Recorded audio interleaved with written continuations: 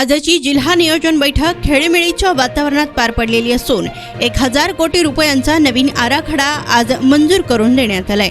अजित पवार 10 तारखेस बैठक बोलावतील व वाढीव निधी देण्याचा जो या जिल्ह्याचा प्रश्न आहे त्यासाठी सर्वांनी एकमताने शिफारस केली।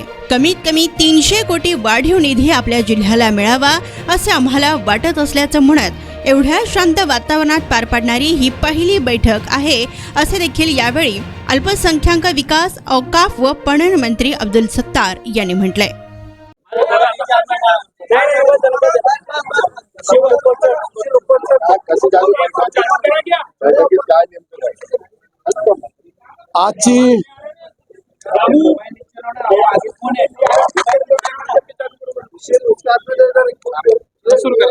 आजची जी आमची जिल्हा नियोजन मंडळाची मीटिंग होती ती खेडीमेळीच्या वातावरणामध्ये पार पाडली। 1000 काही कोटी रुपयाचा नवीन आराखडा आज आपण मंजूर करून दिला। आता अजित दादा हे मला वाटतं 10 तारखेला आमची मीटिंग बोलवणार आणि 10 तारखेला आपल्याला वाढीव निधी देण्याचा जो प्रश्न आहे या जिल्ह्याचा त्यासाठी सर्वांनी एकमताने शिफारस केली।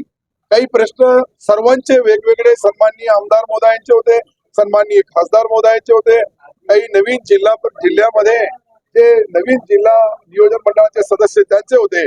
पण मला असं वाटतंय का कमीत कमी 300 कोटी वाढीव निधी आपल्या जिल्ह्याला खास बाब म्हणून मिळावं यासाठी भोमरे साहेब, मी आणि सावे साहेब आम्ही तिघही सन्माननीय अजितदादाला नम्रपणाने विनंती करू आणि मुख्यमंत्री महोदय आदरणीय एकनाथरावजी शिंदे साहेब, देवेंद्रजी फडणवीस साहेब यांच्याकडून तो मंजूर करून देऊ।